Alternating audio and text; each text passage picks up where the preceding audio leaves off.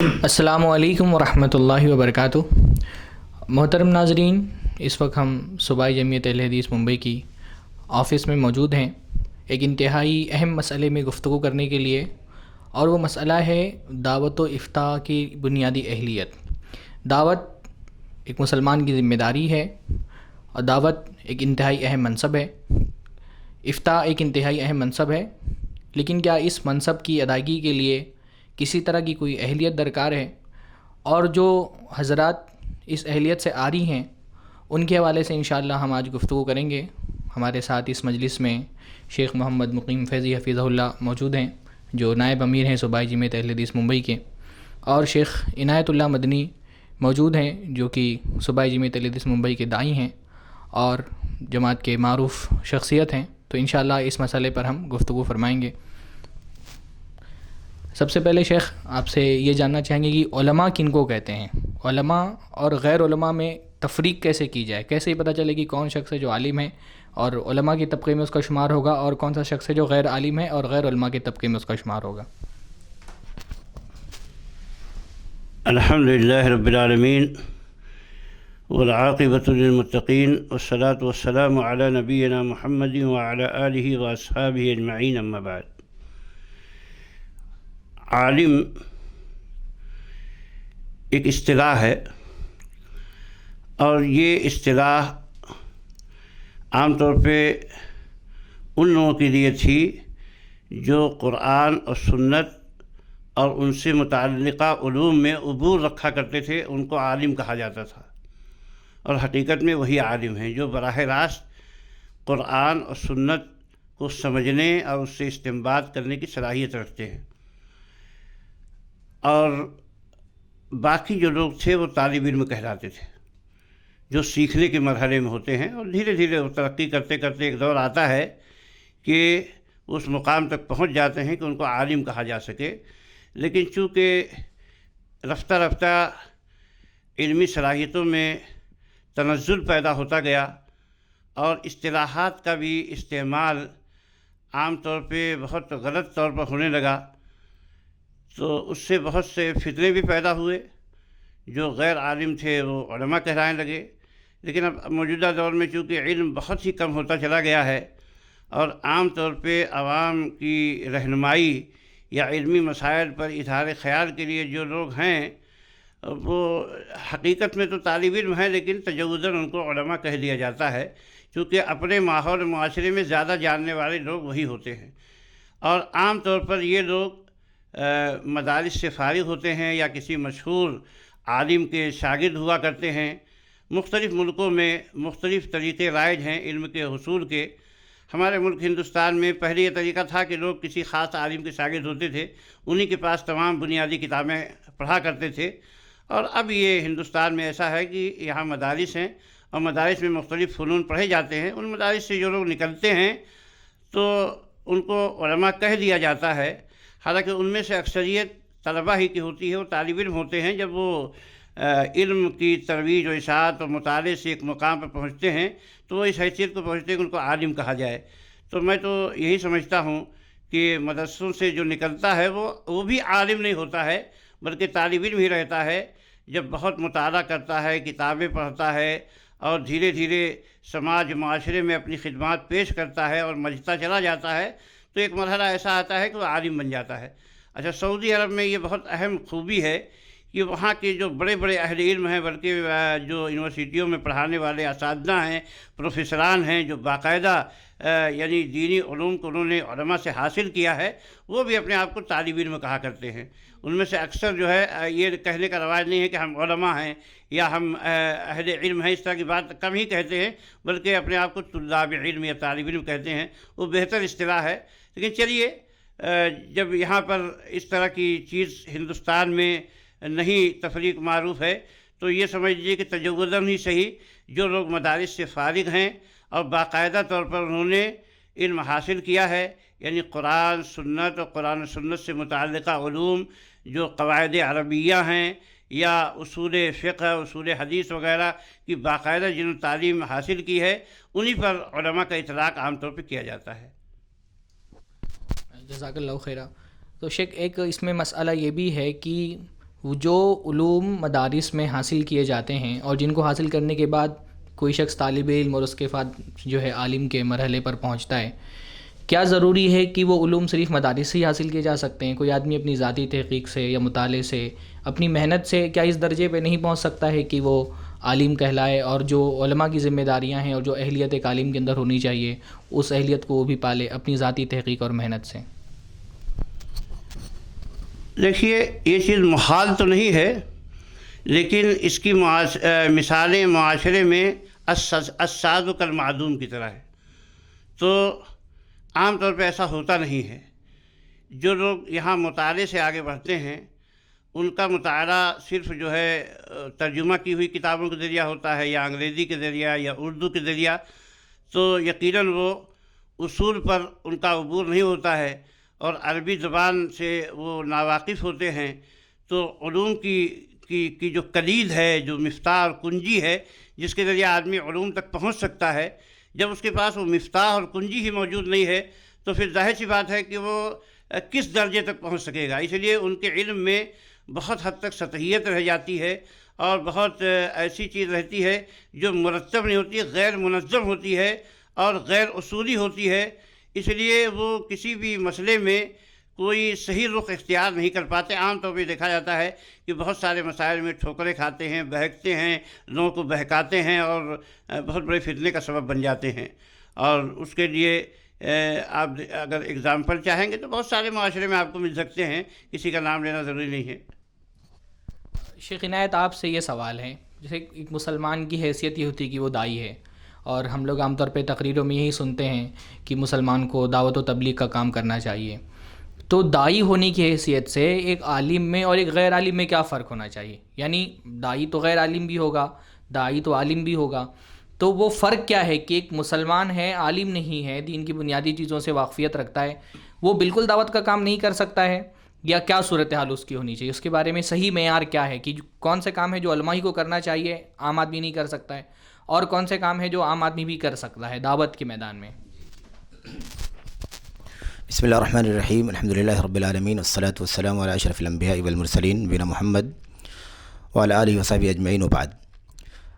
جہاں تک رہا مسئلہ دعوتی مشن کا اور دعوتی کاموں کے کرنے کا، اس سلسلے میں وہی اصول ہے جو اس سے پہلے شیخ صاحب نے ذکر کیا کہ اصل میں دعوت کے لیے علم ضروری ہے، اور بغیر علم کے دعوت کا کام کیا نہیں جا سکتا، کیونکہ دعوت جس چیز کی دینی ہے اسے سیکھنا ہے، اس کا علم حاصل کرنا ضروری ہے، اور اس کی گہرائیوں سے واقفیت ضروری ہے، تبھی جا کر کے اسے وہ کسی تک پہنچا سکتا ہے یا اس کی طرف کسی کو بلا سکتا ہے۔ اس لیے حق تو یہی ہے کہ داعی وہی ہے جو عالم ہے، دعات وہی ہیں جو علماء ہیں۔ یہی وجہ ہے کہ امت کے علماء نے اس سلسلے میں نصوص کی مدد سے کتابیں بھی، رسائل بھی لکھے ہیں۔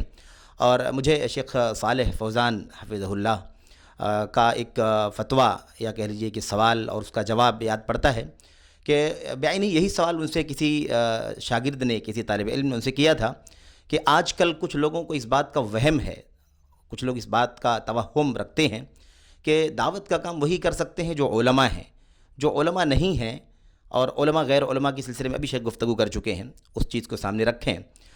تو کچھ لوگوں کو ایسا وہم ہے، تو آپ کا اس سلسلے میں کیا خیال ہے؟ شیخ صالح فوزان نے کہا کہ یہ وہم نہیں ہے، یہی حقیقت ہے، یہی حقیقت ہے، یہ وہم نہیں ہے۔ میں بھی اسی بات کا قائل ہوں کہ دعوت کا کام وہی کر سکتے ہیں جو علماء ہیں۔ اور علماء کون ہیں؟ علماء کے سلسلے میں قرآن کریم کی آیتوں میں، اللہ کے نبی علیہ الصلوۃ والسلام کی حدیثوں میں بہت سارے اوصاف وغیرہ بیان کیے گئے ہیں۔ اللہ تعالیٰ نے کہیں فرمایا کہ علماء ربانیین ہوتے ہیں، کہیں فرمایا کہ راسخین فی العلم ہوتے ہیں۔ تو دو خوبیاں، رسوخ فی العلم اور ربانیت فی العلم، دو ایسی خوبیاں ہیں جو کسی بھی شخص کے اندر جب تک نہ پائی جائیں، نہ تو وہ عالم کہلانے کا حق رکھتا ہے، اور نہ ہی اس کے ہاتھ میں عمومی طور پر یہ مشن دیا جا سکتا ہے کہ وہ دعوت کا کام کرے۔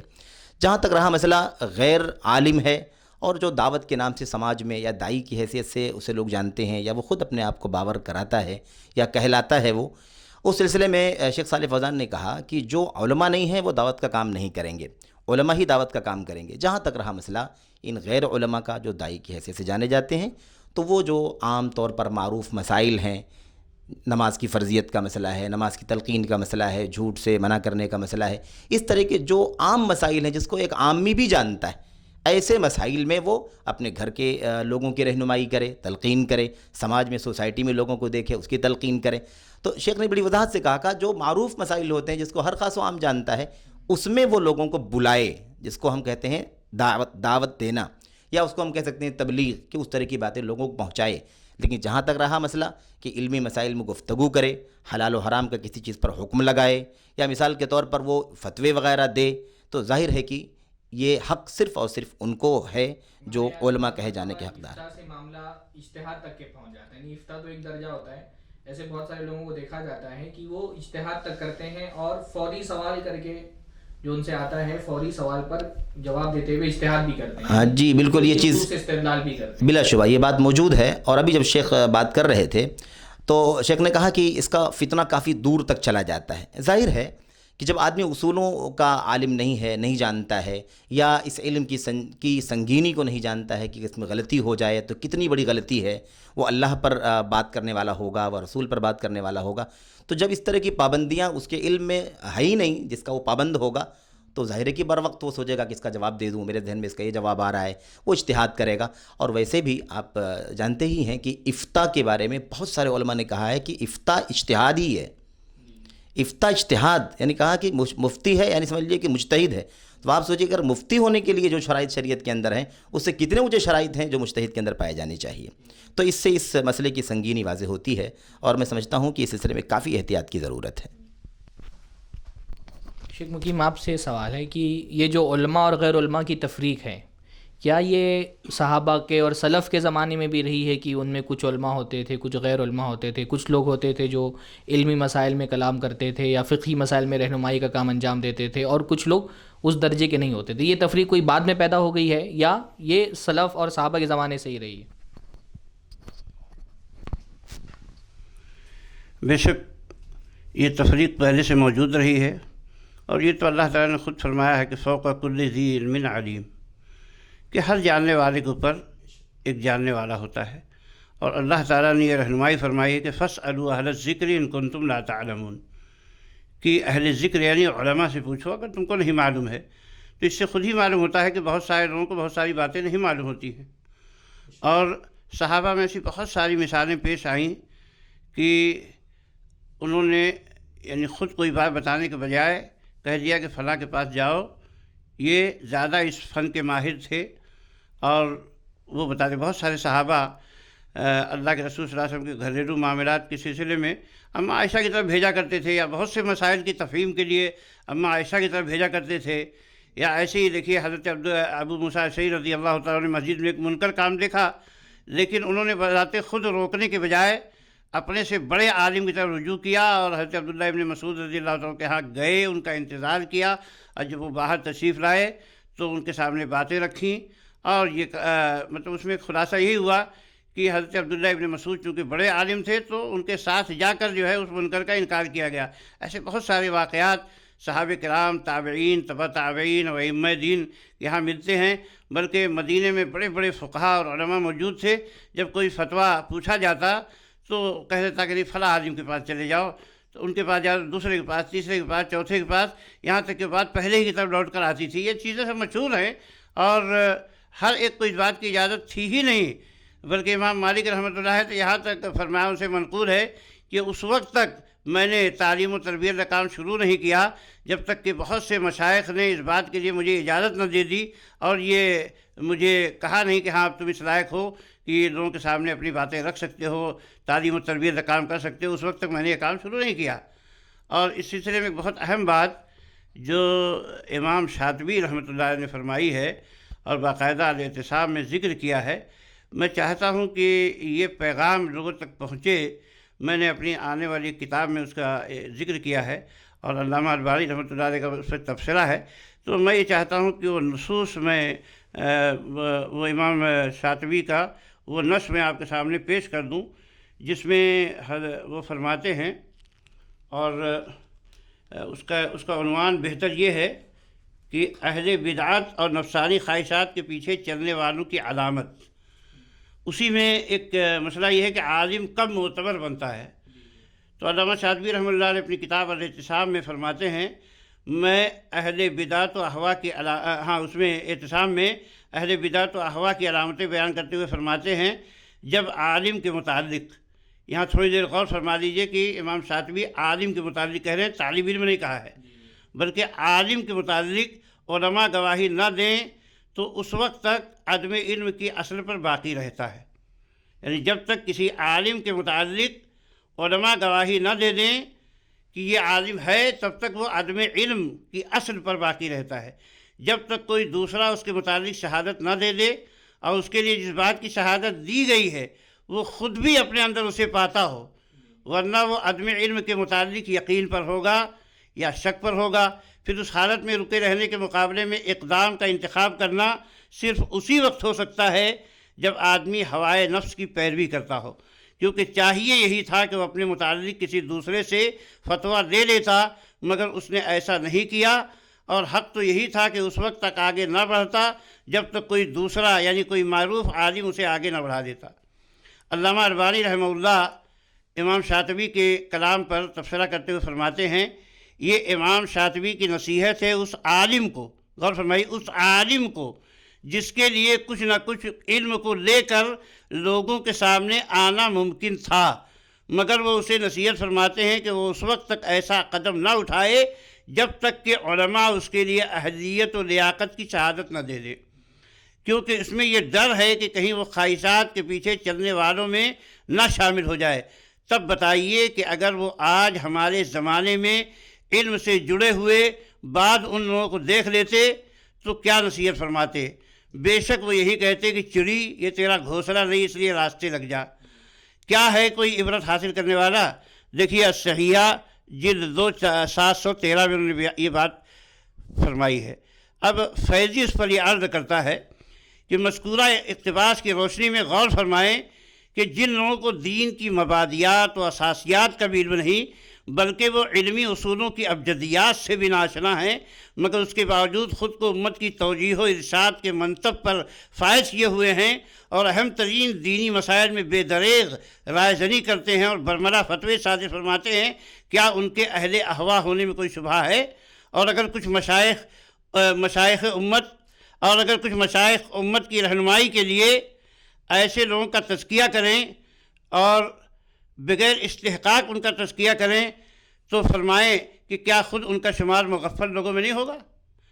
یقیناً اگر علماء کسی کا تزکیہ کرتے ہیں تو ان کی بہت بڑی ذمہ داری ہے کہ اس کو جانچ لیں، پرکھ لیں، اس کی اہلیت و لیاقت کا بہت اچھی طرح امتحان لے لیں، تب کسی کے بارے میں یہ کہیں کہ ہاں اب یہ دعوت کا یا توجیہ و ارشاد کا یا افتاء کا حقدار ہو گیا. افتاء کا حقدار تو ویسے بھی بہت مشکل ہے، یعنی جو لوگ مدارس اسلامیہ سے فارغ ہیں ان میں سے بھی جو ہے فارغ ہوتے ہی کسی کو حق نہیں مل جاتا کہ وہ اب فتویٰ کا کام کرنے لگے، بلکہ ایک لمبی مدت تک جب وہ علم کی راہ میں رہتا ہے، مطالعے کی راہ میں رہتا ہے، علماء کی رہنمائی میں رہتا ہے، تب ایک مرحلہ آتا ہے کہ وہ اس مقام پہ فائز ہوتا ہے کہ وہ جو ہے اہل علم کی اتباع کرتا ہوا فتویٰ اور ارشاد کا کام کرے. تو اس بات کو ذہن میں رکھنا بہت ضروری ہے. اور ایک بات دھیان میں رہے کہ دین کی کوئی بھی بات جو بتائی جاتی ہے اس کا مطلب یہ ہوتا ہے کہ آدمی اللہ تعالیٰ کی طرف سے کوئی بات بتا رہا ہے لوگوں کو، یعنی اللہ کی بات بتا رہا ہے یا رسول کی بات بتا رہا ہے. اور اللہ تعالیٰ نے ان لوگوں کی بڑی سخت مذمت بیان فرمائی ہے جو اپنی طرف سے باتیں بنا کر اللہ تعالیٰ کی طرف پیش کر دیتے ہیں کہ یہ اللہ نے ایسا فرمایا ہے. اور رسول اللہ صلی اللہ علیہ وسلم نے بھی فرمایا کہ من کذب علی متعمدا فلیتبوأ مقعدہ من النار، کہ جو آدمی میری طرف کوئی بات منسوب کر دے جھوٹی جان بوجھ کر تو اپنا ٹھکانہ جہنم میں بنا دے. تو اگر کوئی آدمی کہہ دے کہ شریعت کا یہ مسئلہ ہے، یہ جائز ہے، یہ حلال ہے، یہ حرام ہے، تو بہت بڑی ذمہ داری کا کام ہے. اور ایک بات دھیان میں رکھیں کہ دعوت و تبلیغ کا کام یا دین کے مسئلے مسائل بتانے کا کام یہ کوئی خالی شرف کی بات نہیں ہے، بلکہ شرف سے زیادہ ذمہ داری کی بات ہے. اور اس پر بہت بڑی بازپرس اللہ تعالیٰ کے ہاں ہے. اور اگر کچھ ایسا کام کیا کہ جس میں امت میں فتنے کا یا افتراق کا یا کسی مشکل میں کسی کو ڈالنے کا سبب بنا تو ان سب کی سزا اس کے اوپر آئے گی. یہ بہت بڑی ذمہ داری ہے. شیخ آپ نے جو بتایا اس سے تو یہ بات سمجھ میں آتی ہے کہ علماء میں بھی سارے ایسے لوگ نہیں ہوتے ہیں جو تو رہنمائی کا فقہی معاملات میں لوگوں کو افتاء کا اور اجتہاد کا حق رکھتے ہوں. لیکن اب ہمارے ہاں جو صورتحال ہے وہ تو یہ ہے کہ علماء تو دور کی بات ہے، بہت سارے ایسے لوگ ہوتے ہیں جو نہ مدرسے سے فارغ ہیں، بہت بڑی تعداد میں ایسے لوگ ہوتے ہیں قرآن بھی صحیح سے پڑھنا نہیں جانتے ہیں، عربی عبارتیں بھی صحیح سے نہیں پڑھ سکتے ہیں، لیکن تقریر اچھی کر لیتے ہیں یا خطابت میں کچھ ان کو ملکہ حاصل ہوتا ہے. تو علماء نہیں بلکہ عام طور پہ ایسا ہوتا ہے کہ ایسے لوگ شروع میں دروس اپنے ریکارڈ کراتے ہیں، اور سوشل میڈیا کا زمانہ ہے تو واٹس ایپ پر ڈال دے رہے ہیں، یوٹیوب پر ڈال دے رہے ہیں، اور اپنی تشہیر بذات خود کرتے ہیں. پھر اس کے بعد عوام ان سے متاثر ہوتی ہے، پہلے ان کو ممبروں پر جگہ دی جاتی ہے، پھر اس کے بعد آہستہ آہستہ اسٹیج پر ان کو جگہ ملتی ہے، اور اپنی تشہیر کے ذریعے سے، اور ظاہر سی بات ہے یہ تشہیر بھی عوام سے ملنے والے تعاون اور چندے سے ہی ہوتی ہے، اس تشہیر کے ذریعے سے وہ ایک درجے پہ پہنچ جاتے ہیں جہاں باقاعدہ یہ اپنے آپ کو پیش کرتے ہیں، ان سے سوال کیا جاتا ہے اور پھر یہ اس کا جواب دیتے ہیں.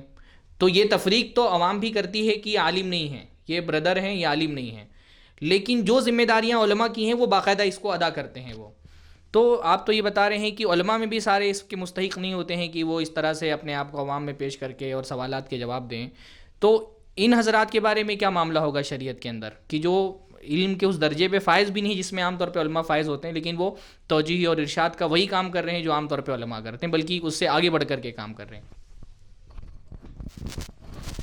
دیکھیے، یہ جو فتنہ ہے ظہور کا، جس کو کہا جاتا ہے حب الظہور، یہ علماء میں یہ بات مشہور ہے کہ حب الظہور قاصمۃ الظہور، کہ اپنے آپ کو نمایاں کرنے کی جو چاہت ہوتی ہے یہ پیٹھ توڑ دینے والی ہوتی ہے. یعنی انسان کی پیٹھ اس سے ٹوٹ جاتی ہے، اور پیٹھ ٹوٹ جاتی کا مطلب انسان اتنی تباہیوں بربادیوں کا شکار ہوتا ہے اللہ کی نگاہ میں کہ پھر جو ہے گویا اس کی پیٹھ ٹوٹ ہی گئی. در حقیقت یہ فتنہ بہت قدیم ہے، جس کو پہلے قصاص کا فتنہ کہا جاتا تھا، متعالمین کا فتنہ کہا جاتا تھا، یا برقیوں کا فتنہ کہا جاتا تھا، مختلف اس کے نام تھے، اور یہ سب دین میں بہت بڑے بگاڑ کا سبب بنے. انہی کی وجہ سے موضوع روایتوں کا چلن ہوا، ضعیف روایتیں، منکر روایتیں جاری ہوئیں، اور قصے کہانیوں میں اسرائیلی روایتوں کی بھرمار ہو گئی، اور عقیدے کی بگاڑ، منہج کا بگاڑ، اور اسی طریقے سے اخلاقی بگاڑ بھی ان کے ذریعہ بہت سارا آیا. تو اسی لیے اللہ کے نبی صلی اللہ علیہ وسلم میں خاص بات، بہت اہم حدیث ہے، فرمایا کہ لا یقص الا امیر او معمور او محتار او کما قال علیہ السلام. جہاں تک مجھے الفاظ یاد آ رہے ہیں وہ اسی طرح سے ہے کہ وعظ و نصیحت کا کام وہی کرے گا جو امیر ہوگا، یعنی مسلمانوں کا امیر اتھارٹی ہوگا، یا امیر کی طرف سے اس کی صلاحیت کو دیکھتے ہوئے کہ ہاں اب اس لائق ہو گیا ہے کہ یہ آدمی دعوت و توجیہ ارشاد کا کام کر سکتا ہے، تو اس کو اجازت دے تو وہ کام کرے. اور تیسرا آدمی جو دغاباز ہوگا، فریبی ہوگا، وہ یہ کام کر سکتا ہے. تو اب اس حدیث کی روشنی میں جو آدمی بغیر صلاحیت اور لیاقت یہ قیام کرتا ہے یقیناً محتال ہے، یعنی لوگوں کو اپنے دام فریب میں لانے والا ہے، اس کا مقصد کچھ اچھا نہیں معلوم ہوتا ہے. اور رہی یہ بات کہ کون اس بات کا فیصلہ کرے گا کہ کوئی آدمی اس بات کا اہل ہو گیا ہے کہ اس کو ممبر دیا جائے، اس کو درس و تبلیغ کے لیے یا مسلمانوں کی توجیہ و ارشاد کے لیے جلسے جلوس سے بلایا جائے، تو یہ فیصلہ کرنا عوام کا حق نہیں ہے. لیکن افسوس کی بات یہ ہے کہ چونکہ پیمانے بگڑ چکے ہیں اور اب ہر آدمی اپنی حدود سے تجاوز کرتا چلا جا رہا ہے. پہلے تو یہ بات مشہور تھی کہ رحم اللہ عمران عرف نفسہ یا عرف قدر نفسی فوقف عند حدی، کہ اللہ کی رحمت ہو اس آدمی پر جس نے اپنی صلاحیت کو اور اپنی اوقات کو پہچان لیا اور اپنی اوقات پر رک گیا. لیکن حقیقت یہ ہے کہ اب ہر آدمی اپنی اپنی اوقات سے تجاوز کرنے لگا ہے، اور اس کی وجہ سے یہ فتنہ ہونے لگا ہے، اور عاتق الذی حق حقہ کی شدید جو ہے پامالی ہو رہی ہے. اب جو ہے جو حقدار کا حق ہے وہ مارا جا رہا ہے. جو لوگ واقعی توجیہ و ارشاد کے مستحق ہیں، دعوت کا کام کرنے کی جن کے اندر صلاحیت ہے، وہ سب پیچھے چلے جا رہے ہیں، اس لیے کہ ان کے پاس وہ صلاحیت نہیں ہے کہ جس کے ذریعہ وہ اپنے آپ کو نمایاں کر سکے. آج جو آپ دیکھیے کہ اس وقت جو جلسے جلوس ہیں یا دعوت و تبلیغ کے نام پر جن کو بلایا جاتا ہے، ان کے اندر 2-3 نمایاں صلاحیتیں ضروری ہوتی ہیں. ایک تو یہ ہے کہ ان کے اندر گانے کی صلاحیت ہو، دوسرے یہ کہ کامیڈین ہوں، یعنی جوکر کی طریقے سے کامیڈی کر سکتے ہوں، مداحیہ اور فکاہیہ باتیں کر سکتے ہوں، یا اسی طریقے سے اداکاری کے جوہر دکھا سکتے ہوں. تو یہ 3 صلاحیتیں جن کے اندر زیادہ پائی جاتی ہیں. اللہ ماشاء اللہ میں سب کی بات نہیں کرتا، اس میں اچھے لوگ بھی ہیں اور علماء بھی ہیں اور گہرائی کے ساتھ توجہ کے ساتھ کام کرنے کی صلاحیت رکھتے ہیں. لیکن اکثریت جو عام طور پہ عوام میں مقبولیت حاصل کرتی ہے وہ یہی 3 لوگ ہیں. یا تو وہ جو ہے گانے بجانے کی صلاحیت رکھتے ہیں، یا کامیڈین ہیں جوکر ہونے کی صلاحیت رکھتے ہیں، یا اداکاری کے جوہر دکھا سکتے ہیں. اب اس کے بعد وہ کیا پیش کریں گے، کیا نہیں پیش کریں گے. اچھا، ایک بات یہ ہے کہ بھئی جو آدمی کسی کو جج کرنے والا، کسی کے بارے میں فیصلہ کرنے والا ہے، تو ظاہر سی بات ہے کہ جس کے بارے میں فیصلہ کر رہا ہے اس کے اندر اس سے زیادہ صلاحیت ہو تبھی تو فیصلہ کر سکے گا. تو عوام اگر اس آدمی سے زیادہ صلاحیت کے حامل ہیں، جو آدمی اپنی تقریر کر رہا ہے یا تحریر پیش کر رہا ہے، تب تو ٹھیک ہے اس کے بارے میں فیصلہ کریں. اور اگر یقیناً نہیں ہیں وہ اس سے زیادہ صلاحیت کے حامل، تو پھر ان کو فیصلہ کرنے کا حق نہیں. یہ دراصل یہ فیصلہ کرنا علماء کا حق ہے جس کو لوگوں نے چھین لیا ہے، اور اس کی وجہ سے وہ سب ظالم ہیں. یعنی کسی کا حق چھین لینا کیا ہے؟ ظلم ہے. اور ظلم جب ہوگا تو اس کے اثرات ظاہر ہوں گے، فساد پھیلے گا، بگاڑ پیدا ہوگا. اس لیے کہ ظلم جس معاشرے میں پنپتا ہے اس معاشرے سے اتنا خیر اٹھ جاتا ہے اور اتنا شر پیدا ہوتا ہے جو اس کا لازمی نتیجہ ہوتا ہے. تو اس لیے ضروری ہے کہ اب لوگ اس اہم نقطے کو سمجھیں کہ جب تک علماء، ابھی میں نے امام شاطبی رحمۃ اللہ علیہ کلام میں بات پیش کی کہ جب تک علماء یعنی عالم کی بھی جب تک علماء تصدیق نہ کر دیں کہ اب اس بات کا حل ہو گیا ہے کہ لوگوں کے سامنے آئے، دعوت الارشاد کا کام کرے، مسئلے مسائل لوگوں کو بتائے، تو اس وقت تک عالم کے لیے بھی درست نہیں ہے. تو اب جو غیر عالم ہیں، جو محض چند کتابوں کا مطالعہ کر لیتے ہیں اور ان کے اندر قوت تقریر صرف ہے اور باقی علمی صلاحیت نہیں ہے. قوت تقریر الگ چیز ہے اور علمی صلاحیت بالکل الگ چیز ہے. اور عوام کا فتنہ اتنا بڑا ہے کہ میں نے خود دیکھا ہے، بہت سارے لوگوں نے اس سے سنا بھی ہے کہ بڑے بڑے علماء جس اسٹیج پہ بیٹھے رہے، بہروپیے اداکار اور کامیڈین لوگ آئے جو مقرر کے نام پہ مشہور ہیں. ان بڑے لوگوں کو عوام نے ہوٹنگ کی اور چلایا جب وہ قرآن و حدیث سنا رہے تھے کہ ان کو ہٹاؤ، ان کو ہٹاؤ، فلاں کو بلاؤ، فلاں کو بلاؤ. تو ظاہر سی بات ہے کہ یہ دینداری نہیں ہے، یہ محض ذوق تماشا کی تسکین ہے جس کے لیے یہ جلسے بلائے جاتے ہیں، جس کے لیے کانفرنسیں منعقد کی جا رہی ہیں. اور اس میں حقیقت یہ ہے کہ وہ اہل علم بھی پورے ذمہ دار ہیں جو ان جلسوں کی منعقد کرنے کا اختیار رکھتے ہیں، اور ان کے ہاتھ میں کچھ ہے، وہ بھی عوام کے سامنے جھک جاتے ہیں اور ایسے لوگوں کو بلاتے ہیں تو وہ برابر کے اس میں شریک ہیں. ان کی بھی ذمہ داری ان کے اوپر اتنی ہی عائد ہوتی ہے جتنا عوام کے اوپر ذمہ داری عائد ہوتی ہے. اس معاملے میں اب تنازل ہرگز نہیں اختیار کرنا چاہیے، چاہے جو بھی بات ہو. جب تک کوئی آدمی موقف پہ ڈٹے گا نہیں، کچھ لوگ مضبوطی کے ساتھ آئیں گے نہیں اور ہر آدمی کہیں گے چلو جو چل رہا ہے چلنے دو، چل رہا ہے چلنے دو، تو اصلاح نہیں ہو سکتی ہے، وہ فساد بڑھتا ہی چلا جائے گا. اس لیے اب لوگوں کو آگے آنے کی ضرورت ہے، اہل علم کو آگے آنے. جب کتمان علم ہوتا ہے اور اہل علم اپنی ذمہ داریوں سے پہلو تہی کرنے لگتے ہیں تو لیڈنگ اور قیادت کا جو عمل ہوتا ہے وہ عوام کے ہاتھ میں آ جاتا ہے. جیسے کہ اللہ کے نبی صلی اللہ علیہ وسلم کی حدیث مشہور ہے کہ جب عالم نہیں رہیں گے تو جو حال اس کام کو سنبھال لیں گے تو خود بھی گمراہ ہوں گے، لوگوں کو بھی گمراہ ہوں گے. اس لیے ہر آدمی کو اپنی اپنی ذمہ داریوں کو سمجھنا چاہیے، اور عوام کو بالخصوص جو مسجدوں کے ٹرسٹی ہیں یا اداروں کے ذمہ دار ہیں یا کہیں بھی مؤثر ثابت ہو سکتے ہیں، وہ ہرگز ایسا قدم نہ اٹھائیں جو ان کے لیے جائز نہیں ہے. ان کے لیے کسی کے بارے میں بھی یہ فیصلہ کرنا جائز نہیں ہے جب تک علماء اس بات کی اجازت نہ دے دیں کہ فلاں آدمی کو بلایا جائے، اس سے جمعہ کا خطبہ دلوایا جائے، اس سے درس دلوایا جائے، اس سے تقریر کرائی جائے. تب تک کسی بھی آدمی کو کے حوالے خاص طور سے ممبر جمعہ کا کرنا تو میں سمجھتا ہوں کہ یہ قطعی جو ہے نادرست ہے، کسی بھی طریقے سے صحیح نہیں ہے. اخلاقی اعتبار سے بھی یہ جو ہے بالکل نادرست بات ہے. شیخ عنایت اللہ صاحب، سوال آپ سے یہ کرنا ہے کہ یہ جو فتنہ ہے تعلم کا، یہ جو جاہل دعات کا اور بردرز کا فتنہ ہے، قرآن و سنت کی روشنی میں کوئی رہنمائی ہم کو اس کے بارے میں ملتی ہے، یا سلف کے اقوال میں کوئی رہنمائی ہم کو اس بارے میں ملتی ہے کہ ایسے لوگ جو اہل نہیں ہو دعوت کے، توجیہ و ارشاد کے، افتاء اور اجتہاد کے، وہ اگر افتاء و اجتہاد کرنے لگیں، دعوت و تبلیغ کرنے لگیں اور دینی رہنمائی کا فریضہ انجام دیں، تو ان کے حوالے سے ہم کو قرآن و سنت میں سلف کے اقوال میں کوئی رہنمائی ملتی ہے؟ دیکھیں اصل میں ظاہر ہے کہ قرآن و سنت میں کوئی ایسا مسئلہ ہے ہی نہیں جس کی رہنمائی موجود نہ ہو۔ اللہ تبارک و تعالیٰ نے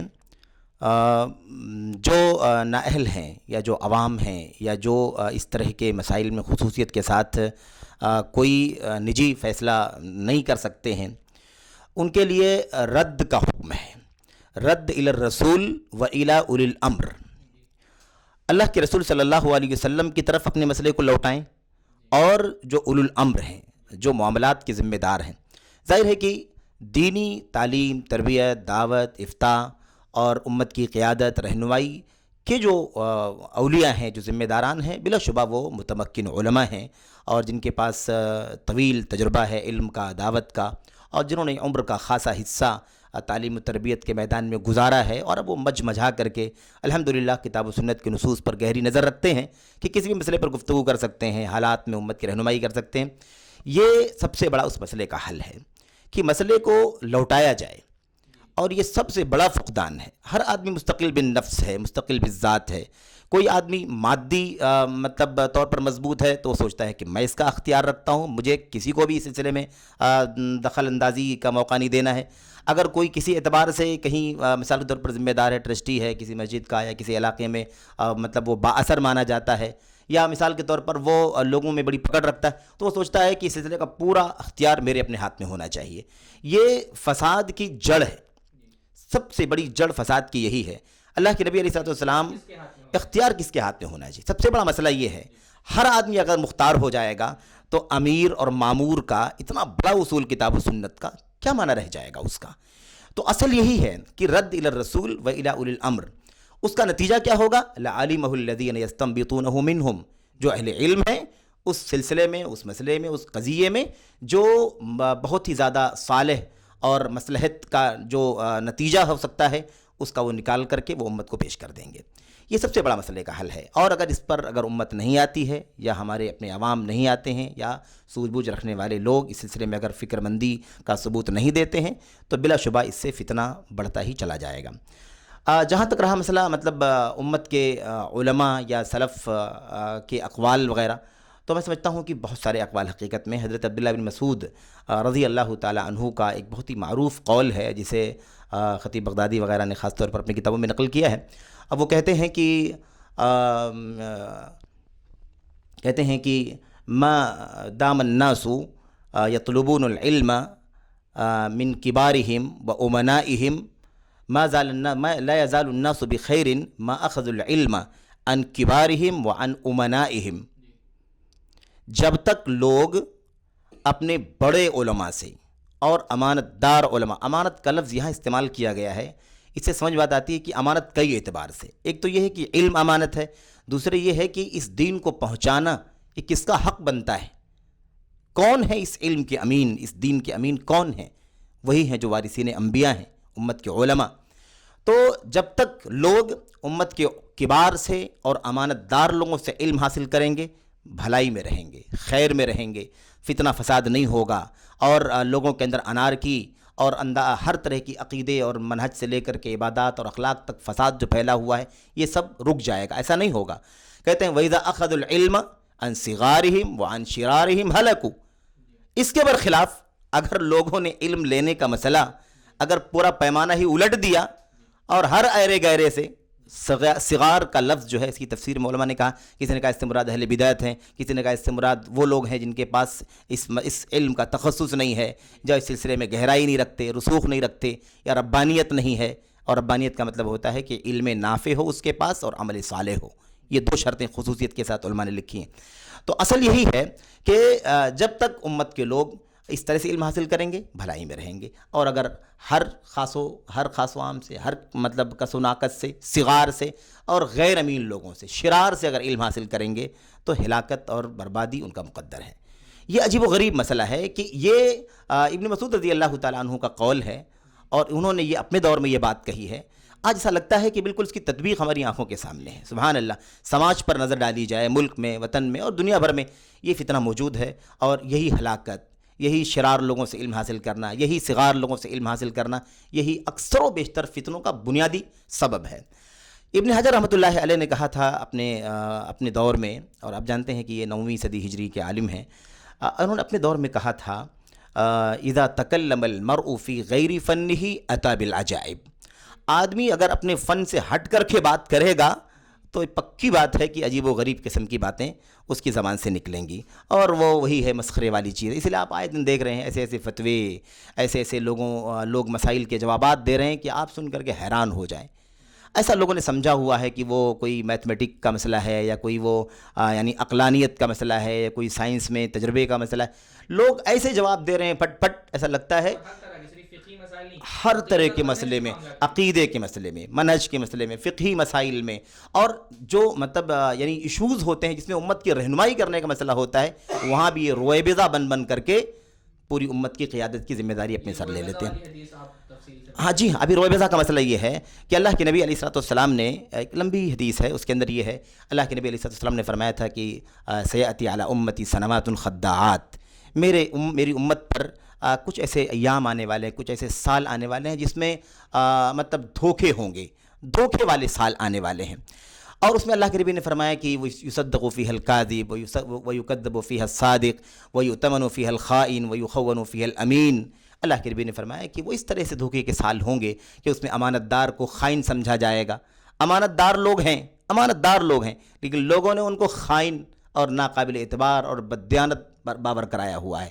ایسے ہی سچے لوگ ہیں، ہر اعتبار سے سچے، علم کے معاملے میں امانت کو کہاں کس کا حق پہنچتا ہے، سچے لوگوں کو جھوٹا بنا لیا جائے گا اور جھوٹوں کو سچا بنا لیا جائے گا، انہی کی پذیرائی ہوگی، سچوں کو پیچھے ڈال دیا جائے گا اور جھوٹوں کو سچا بنا کر کے انہیں آگے لایا جائے گا۔ اللہ کے نبی علیہ السلام نے اسی میں فرمایا تھا وَيَتَكَلَّمُ فِيهَا الرُّوَيْبِضَةُ، اس دور میں ہوگا یہ کہ رویبضہ بولے گا، رویبضہ چیخ کر کے بولے گا، تقریریں کرے گا، لمبی لمبی باتیں کرے گا، لوگوں کی گائیڈ کرے گا۔ اللہ کے نبی علیہ السلام سے صحابہ نے پوچھا کہ اللہ کے نبی رویبضہ کیا ہے، رویبضہ کیا ہے؟ اللہ کے نبی علیہ السلام کی حدیثوں کو دیکھا جائے تو اس کی تفسیر میں 2-3 طرح کے الفاظ ملتے ہیں۔ ایک حدیث میں اللہ کے نبی نے فرمایا الرجل التافہ یتکلم فی امر العامہ، سماج کا ایک معمولی آدمی، ادنا آدمی، اور جس کے پاس نہ کوئی قیادت کی صلاحیت ہے، نہ علم ہے، نہ بصیرت ہے، ایسا تافہ، ادنا، معمولی آدمی یتکلم فی امر العامہ، امت کے عمومی مسائل میں لوگوں کی رہنمائی کرے گا۔ کہیں اللہ کے نبی نے فرمایا الرجل السفیہ یتکلم فی امر العامہ، سفیہ یعنی احمق، باولا، ناسمجھ آدمی بھی امت کی رہنمائی کرے گا۔ تو اصل میں مشکلات یہی مشکلات ہیں کہ لوگ اس نقطے سے ہٹ گئے ہیں جس نقطے میں امت کی بھلائی کا راز مضمر ہے، اور یہی وجہ ہے کہ فتنہ و فساد کی آگ بالکل تیزی کے ساتھ پھیلتی چلی جا رہی ہے۔ اور اسی معنی میں سفیان ثوری رحمۃ اللہ علیہ کا بھی یہ قول ہے، وہ کہتے ہیں اذا کثر الملاحون غرقت السفینہ، اگر کسی کشتی کے وہ جو چپو چلانے والے ہوتے ہیں یعنی ملاحین ہوتے ہیں، اگر یہ زیادہ ہو جائیں تو پکی بات ہے کہ وہ سفینہ، وہ کشتی بہرحال غرقاب ہو جائے گی، ڈوب جائے گی۔ تو کون قیادت کر سکتا ہے؟ امت کی قیادت کون کر سکتا ہے؟ کشتی کو کون کھے سکتا ہے؟ جو اس کا کھویہ بننے کا حقدار ہے وہی کھے تو کشتی اپنی منزل تک پہنچ سکتی ہے، ورنہ ظاہر سی بات ہے کہ اس کا انجام غرقاب ہونے کے سوا کچھ نہیں ہے۔ اسی سلسلے میں مجھے بھی ایک حدیث یاد آئی کہ اللہ کے نبی صلی اللہ علیہ وسلم نے فرمایا تھا کہ ان من اشراط الساعۃ ان یلتمس العلم عند الاصاغر، یہ قیامت کی نشانیوں میں سے یہ بات ہے کہ لوگ چھوٹوں سے علم حاصل کرنے لگیں گے، چھوٹوں کے پاس علم کی جستجو کی جائے گی۔ تو چھوٹے، ظاہر سی بات ہے کہ چاہے اس کی اہل بدعات سے اس کی شرح کی جائے تو اہل بدعات بھی علم سے عام طور پہ عاری ہوتے ہیں، ورنہ اگر وہ حقیقی عالم ہوتے تو بدعات کی طرف جاتے ہی نہیں۔ تو علم کا نقص اس میں واضح ہے، تو جن کے پاس علم کا نقص ہوگا انہی سے علم حاصل کیا جائے گا۔ تو یہ قیامت کی نشانیوں میں سے ہے، یعنی یہ بربادی کی علامات میں سے گویا ہے کہ امت اپنے جو اکابر ہیں، جو علم میں رسوخ رکھتے ہیں، جیسا کہ مولانا نے فرمایا علم میں رسوخ رکھتے ہیں، ان کو چھوڑ دیا جائے اور رہنمائی حاصل کرنے کے لیے ایسے لوگ، آپ دیکھیے کہ اس وقت میڈیا پر کوئی بھی نہیں آتا کہ بھائی جامعہ سلفیہ کے فلاں مفتی صاحب ہیں یا جامعہ سنابل کے فلاں مفتی صاحب ہیں جو 25 سال سے درس دیتے ہیں، یا جامعہ محمدیہ مالیگاؤں کے فلاں صاحب ہیں جو 30 سال سے درس دیتے ہیں، ان سے یہ فتویٰ پوچھا گیا اور میڈیا میں گھوم رہا ہے۔ نہیں، فتویٰ گھومتا ہے برادر فلاں کا اور فلاں صاحب کا اور فلاں صاحب کا، اور ان بزرگوں کا اگر آپ ڈھونڈیں تو کوئی چیز ان کی ملتی نہیں ہے میڈیا پہ۔ تو یہ اس بات کی علامت ہے کہ اساکر چھائے ہوئے ہیں اور اکابر کو لوگ پوچھ نہیں رہے ہیں، جن کا جو حق ہے ان کے پاس کوئی رجوع نہیں کرتا ہے علم کے لیے۔ تو اب یہ کتنی افسوس کی بات ہے اور حقیقت کتنی تلخ ہے کہ جن کا جو حق ہے وہ دیا نہیں جا رہا ہے۔ اور ابن مسعود ہی رضی اللہ تعالیٰ عنہ کی ایک بہت اہم حدیث ہے یا اثر ہے کہ آپ نے فرمایا کہ جس میں مجھے یاد آتا ہے کہ اس میں الفاظ یہ ہیں کہ قلیل فقہاء کثیر خطباء ہو۔ ایک دور ایسا آئے گا کہ فقہا یعنی دین کو سمجھنے والے کم لوگ ہوں گے اور تقریر کرنے والے زیادہ ہوں گے۔ تو تقریر کرنے والوں کی آج کثرت ہے اور تقریر کرنے والے ہی قائد اور لیڈر بنے ہوئے ہیں قوم کے، یعنی تمام مسائل میں رہنمائی لینے کے لیے لوگ انہی کے پاس رجوع کر رہے ہیں، اور ان کے پاس رجوع کر رہے ہیں تو اسی لیے بہت سارے فتنوں میں ہیں اور ہر چیز کے لیے یہ جواز پیدا کر دے رہے ہیں کہ بھئی فلاں بھی چیز جائز، فلاں بھی چیز جائز۔ اور یہی نہیں، ان کی وجہ سے جو حقیقت میں اہل بدعات ہیں ان کو بھی موقع مل رہا ہے۔ اب آپ دیکھیے کہ کچھ لوگ آئے اور لوگوں کا مزاج یہ بن گیا ہے کہ جو آج گرما گرم باتیں کرتا ہے، لوگوں کو اکساتا ہے، ورغلاتا ہے، بھڑکاتا ہے، تو اس کی مقبولیت بہت جلدی ہو جاتی ہے۔ تو اس پہلو کو، اس کمزوری کو، اس دکھتی رگ کو جن لوگوں نے جان لیا ہے وہ اپنے آپ کو بہت جلدی ہائی لائٹ کرنا چاہتے ہیں، تو اس راستے سے آتے ہیں، اور ہائی لائٹ کرنے کے بعد جب وہ عوام پر چھا جاتے ہیں تو کبھی قادیانیت کا فتنہ لے کے آتے ہیں، کبھی چکراویت کا فتنہ لے آتے ہیں، کبھی مرزائیت کا فتنہ لے آتے ہیں، کبھی شکیلیت کا فتنہ لے آتے ہیں۔ یہ سب اسی کمزوری کا نتیجہ ہے۔ تو اس کمزوری پر اسی لیے اللہ کے نبی صلی اللہ علیہ وسلم نے بہت اہم بات بتائی تھی کہ ان من البیان لسحرا، کہ بعض بیان کیا ہے، جادو ہوتے ہیں، چاہے وہ حق ہو چاہے باطل ہو، لیکن ان کی تاثیر ایسی ہوتی ہے کہ لوگوں کے دل و دماغ پہ چھا جاتی ہے۔ تو وہ بات اس لیے بات کرنے کا جس کو سلیقہ ہو گیا وہ کیا ہے، بہت بڑا فتنہ ہے۔ اگر وہ صحیح راستے پر لوگوں کو بلاتا ہے، اپنے علم کے مطابق رہنمائی کرتا ہے تو الحمدللہ بہت باعث اجر و ثواب ہے، امت کا خیر خواہ محسن ہے۔ لیکن اگر وہی آدمی اپنی اس صلاحیت کا استعمال باطل کے لیے یا اپنے آپ کو نمایاں کرنے کے لیے یا اپنے ذاتی مفاد اور مصلحتوں کے لیے کام کرتا ہے تو بہت بڑا فتنہ ہے۔ اور آج آپ دیکھ لیجئے کہ بہت سارے لوگ سینٹر کھول کے بیٹھ رہے ہیں، اور سینٹر ٹھیک ہے، آپ عالم نہیں ہیں تو آپ کا کام ہے علماء کو بلائیے، کسی کو افتاء پہ لگائیے، کسی کو تحریر پہ لگائیے، کسی کو تقریر پہ لگائیے۔ کوئی ضروری ہے کہ آپ بھی تقریر بھی کریں، آپ ہی فتویٰ بھی دیں، آپ ہی سب کام کریں؟ آخر ایسا تو نہیں ہوتا کہ آپ بار بار لوگ مثالیں پیش کرتے ہیں کہ بھائی جہاں ڈاکٹر کا کام ہوتا ہے وہاں کسی انجینئر کو تو نہیں بلایا جاتا، جہاں انجینئر کا کام ہوتا ہے وہاں ڈاکٹر کو نہیں بلایا جاتا ہے۔ دنیا میں تو یہ مثالیں عام طور پر پیش کی جاتی ہیں، لیکن جو کام علماء کا ہے وہ یہ لوگ کیوں کر رہے ہیں؟ اور ضرورت کیا علماء کا کال پڑ گیا ہے، قحط پڑ گئی ہے۔ اگر آپ واقعی امت کے خیر خواہ ہیں، درد مند ہیں، کوئی کام کرنا چاہتے ہیں تو آپ کی صلاحیت علماء سے کب بڑھ گئی ہے؟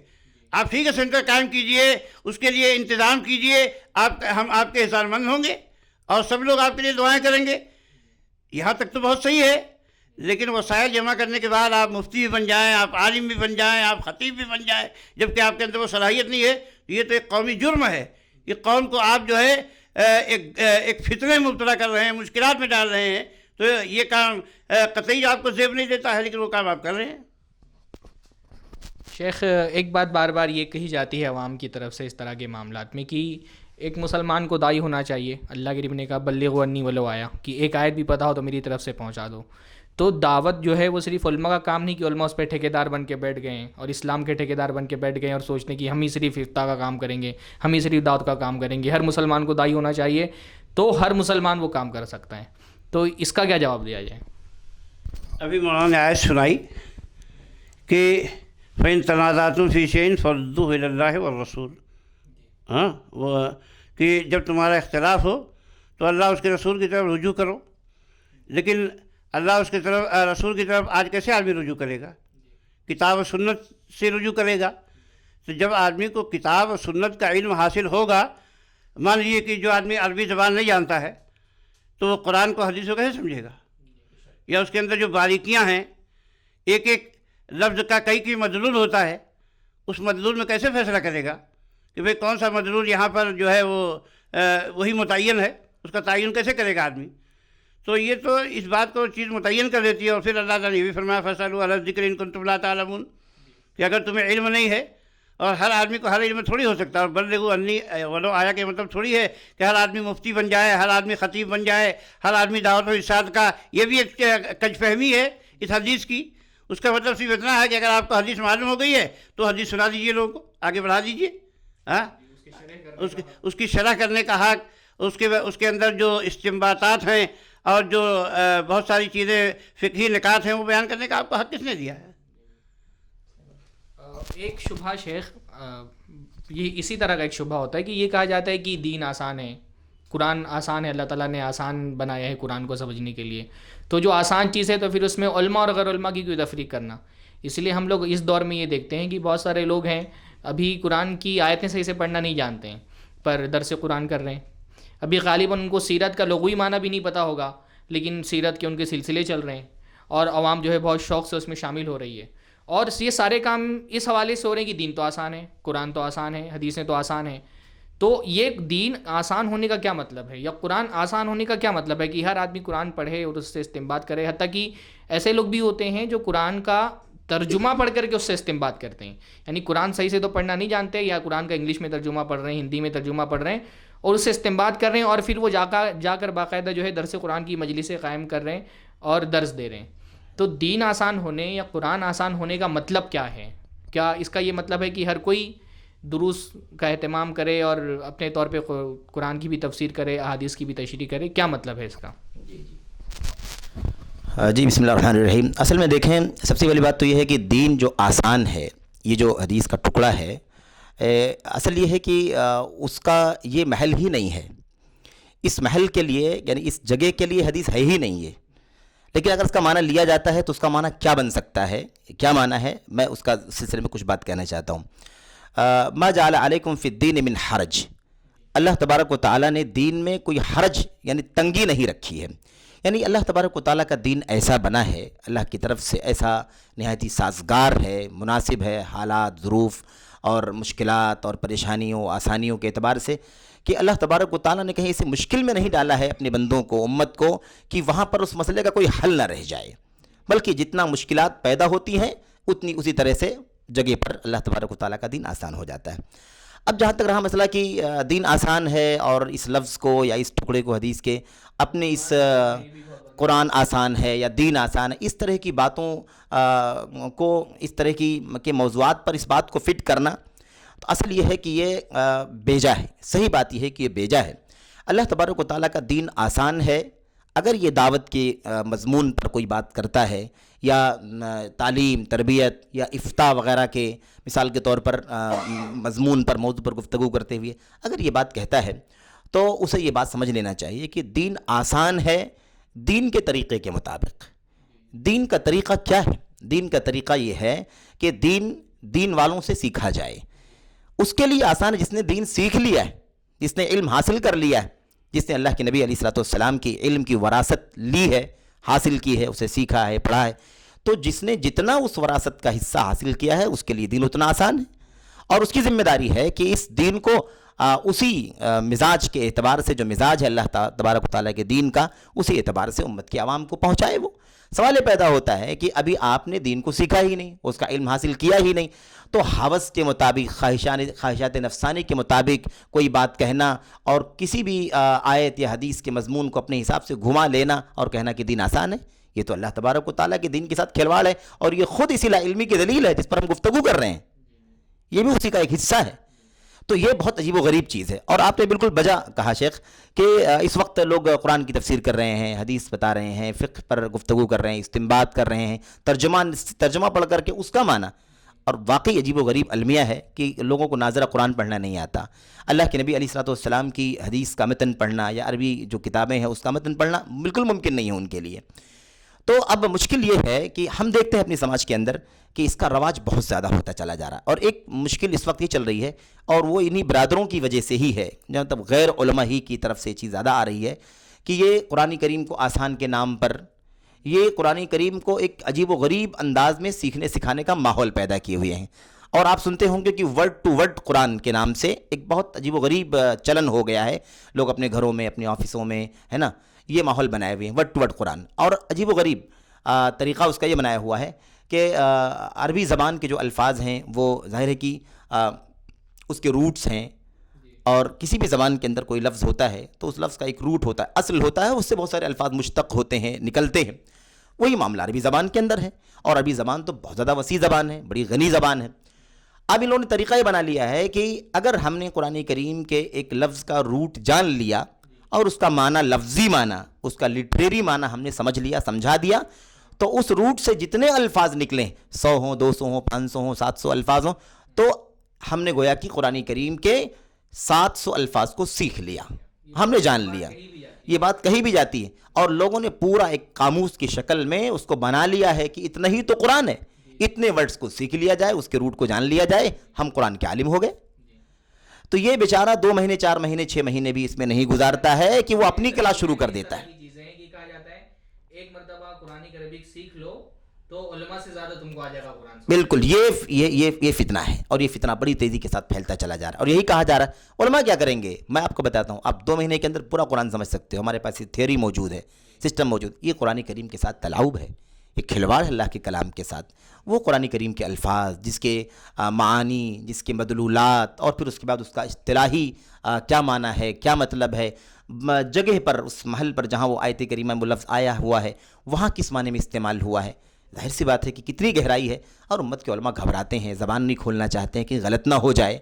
اور اسی لیے حضرت ابوبکر صدیق رضی اللہ تعالیٰ عنہ سے ان کا ایک قول موجود ہے کہ ان سے اب کا معنی پوچھا گیا. عرب تھے وہ، اور مطلب قریشی عرب تھے جن کی زبان میں قرآن اترا ہے، تو اب کا معنی پوچھا گیا. تو حضرت ابو بکر صدیق رضی اللہ تعالیٰ عنہ نے کہا، ایو سماء تضلنی و ایو ارض تقلنی ان انا قلت فی کتاب اللہ ما لا اعلمہ او کما قال رضی اللہ عنہ. کہا کہ یہ لفظ مجھے اس کا معنی نہیں معلوم ہے، اور اگر میں اس لفظ کا معنی اپنی طرف سے اگر کچھ بتا دوں، اپنے اجتہاد سے سوچ کے کہ یہ اس کے آگے یہ لفظ استعمال ہوا ہے، اس کے پیچھے یہ لفظ استعمال ہوا ہے، کھیتی باڑی کا تذکرہ ہے، پھلوں کا تذکرہ ہے، تو اس کا معنی کیا ہو سکتا ہے. تو کہتے ہیں کہ مجھے کون سا آسمان اپنے تلے سایہ دے گا اور کون سی زمین اپنی پشت پر مجھے جینے دے گی اگر میں اللہ کی کتاب میں اپنی طرف سے کوئی بات کر دوں.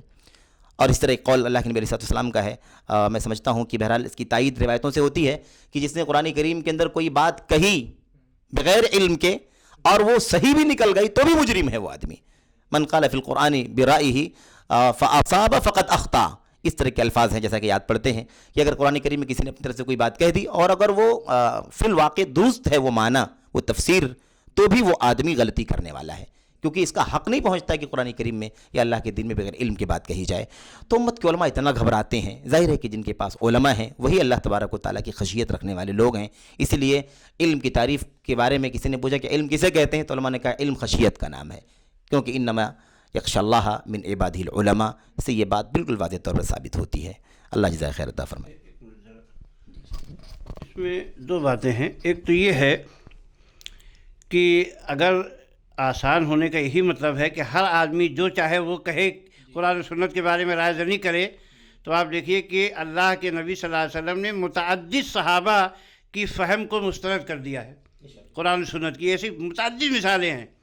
عدی بن حاتم نے قرآن مجید کی جو ہے حتی یتبین لکم الخیط الابیض من الخیط الاسود من الفجر، یا اسی طریقے سے جو ہے تلک عبادت، کہا کہ ہم کہاں عبادت کرتے تھے، تو آپ اللہ کے نبی صلی اللہ علیہ وسلم فرمایا اتخذوا احبارهم ورهبانهم کی تفسیر جو ہے سب عربی تھے.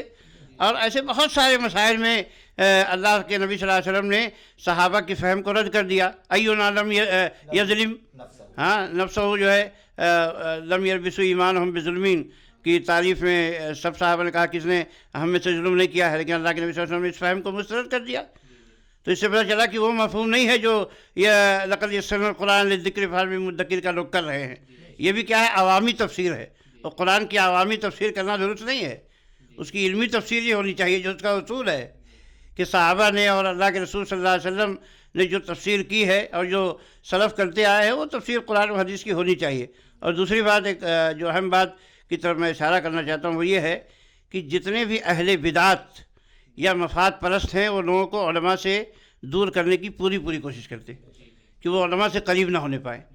تو جو بھی علماء کی برائی بیان کرتا ہے، اسی لیے جو ہے سلف کے ہاں یہ یہ بات مشہور ہے کہ لحوم العلماء مسمومۃ، کہ علماء کا گوشت بڑا زہریلا ہوتا ہے. یعنی جو علماء کی برائی بیان کرتے ہیں، ظاہر سی بات ہے کہا گیا کہ آدمی غیبت کرتا ہے تو گوشت کھاتا ہے، تو جو اہل علم کی برائی بیان کرتا ہے اور لوگوں کو روکنا چاہتا ہے تو وہ گویا بہت زہریلا گوشت کھا رہا ہے جس کو ہضم نہیں کر پائے گا. تو اس لیے یہ فساد نہیں کرنا چاہیے لوگوں کو. ایک ہمارے خیال میں اس کو یہیں کہیں زیادہ نہ ہو جائے. آخری بس ایک سوال ہے. یہ ایک بات جو ہے وہ بہت اکثر کہی جاتی ہے کہ یہ جو بردرز کا طبقہ ہے، کیونکہ یہ جدید وسائل کا استعمال کرتا ہے اور ان کا اسلوب بھی مختلف ہوتا ہے، تو ان کے فالوورز بہت زیادہ ہوتے ہیں. اس وجہ سے دین کی بہت ساری خدمت یہ لوگ کر رہے ہیں، اور ان کو اگر روک دیا جائے گا تو دین کو نقصان ہوگا. جو خدمات یہ دین کے انجام دے رہے ہیں وہ رک جائیں گی اور دین کو نقصان ہوگا. تو ان کو کہیں پہ اگر کوئی غلطی کرتے ہیں تو ان کی اصلاح تو کرنی چاہیے، لیکن اصلاح کھلے عام نہیں کرنی چاہیے، اور ان کو روکنا نہیں چاہیے کام کرنے سے. تو اس کا کیا جواب دیا جائے؟ سب سے پہلی بات یہ ہے کہ انہیں یہ کام کرنا ہی نہیں چاہیے، اس لیے کہ نقصان و فائدہ کیا ہے، کیا وہ نقصانات ہیں جو علماء جن کی تلافی نہیں کر رہے ہیں اور اس کی جگہ پہ برادرز آ کے اس کی تلافی کر رہے ہیں. میں تو نہیں سمجھتا کہ ایسا کوئی کام ہو. ہر بات الحمدللہ علماء کرام واضح طور پہ بتا رہے ہیں، لوگوں تک پہنچانے کی کوشش کر رہے ہیں. اب رہی یہ بات کہ وسائل ان کے پاس زیادہ ہو گئے ہیں، تو ہم نے کہا کہ الحمدللہ آپ نے وسائل فراہم کیا، اللہ آپ کو جزائے خیر دے، لیکن وسائل میں اس کا استعمال کون کرے؟ تو اس کا استعمال علماء کریں گے. آپ ان کو علماء کو لے آئیے، ان سے باتیں کروائیے، ان سے تقریر کروائیے، ان سے فتویٰ دلوائیے، ان سے جو ہے لیکچر دلوائیے. الحمدللہ سب لوگ موجود ہیں، تو آپ کو اس میدان میں آنے کی ضرورت ہی کیا ہے؟ آپ کا کام صرف اتنا ہے کہ آپ علماء کو آگے لے آئیے، اور انشاءاللہ اس پہ آپ کو اتنا اجر ملے گا جتنا تقریر پہ، خطبہ دینے پہ یا فتویٰ دینے پہ آپ کو اجر نہیں ملے گا. اگر واقعی آپ اجر کے طالب ہیں اور واقعی آپ امت کے خیر خواہ اور مخلص ہیں امت کے ساتھ، تو یہ کام کیجیے آپ. اب رہی بات یہ کہ بھائی عوام متاثر نہیں ہوتے ہیں، تو عوام کے ذہن کو بگاڑنے والے بھی آپ لوگ ہیں، اس لیے کہ آپ گانے لگے، آپ جو ہے کامیڈین بن گئے، آپ اداکار بن گئے، تو اس کے لیے عوام اس کے عادی ہو گئے. ان کا مزاج بگاڑنے والے، ذوق بگاڑنے والے اور قومی مجرم تو آپ ہی لوگ ہیں کہ آپ نے جو ہے علماء کو پیچھے ہٹانے کے لیے، اپنے آپ کو نمایاں کرنے کے لیے اس طرح کی حرکتیں کی.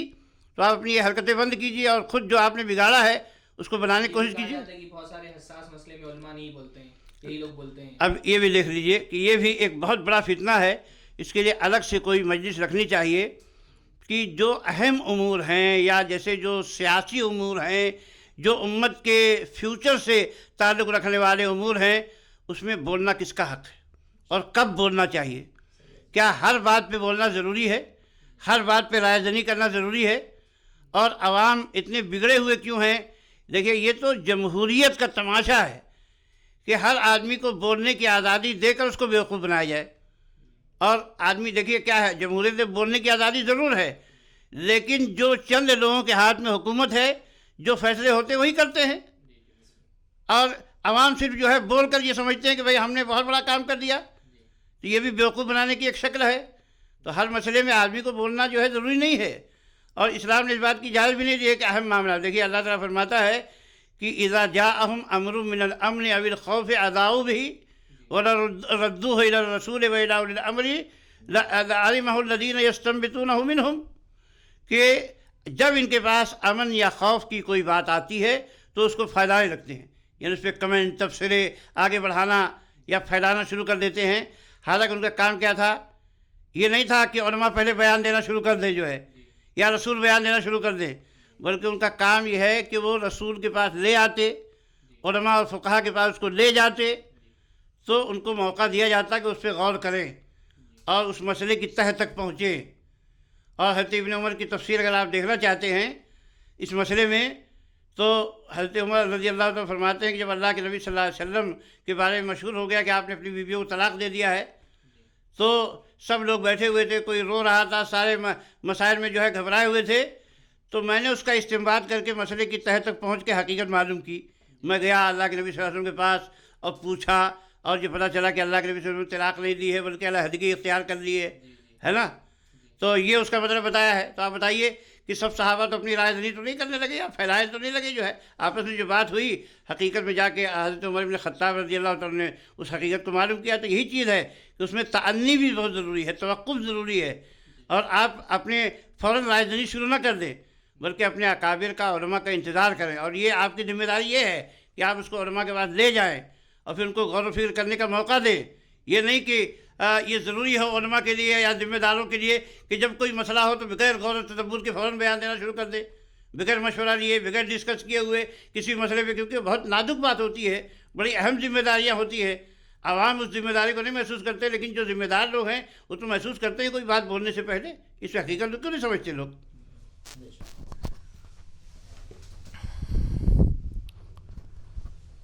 محترم ناظرین، یہ ایک انتہائی اہم اور حساس مسئلے پر علماء کی گفتگو تھی. بہت تفصیل کے ساتھ قرآن و سنت اور سلف کے اقوال کے روشنی میں آپ نے یہ ساری گفتگو سماعت فرمائی. ہم کو اس بات کا احساس ہے کہ یہ مسئلہ اپنے آپ میں بہت بڑا ہے. کسی ایک مجلس میں نہ اس کے سارے مفاسد کا احاطہ کیا جا سکتا ہے، نہ ہی اس کے تدارک کی کیا کیا شکلیں ہو سکتی ہیں اس کا احاطہ کیا جا سکتا ہے. البتہ کیونکہ مجلس کا وقت ہمارا محدود ہے، اس لیے اس وقت آپ سے اجازت چاہتے ہیں.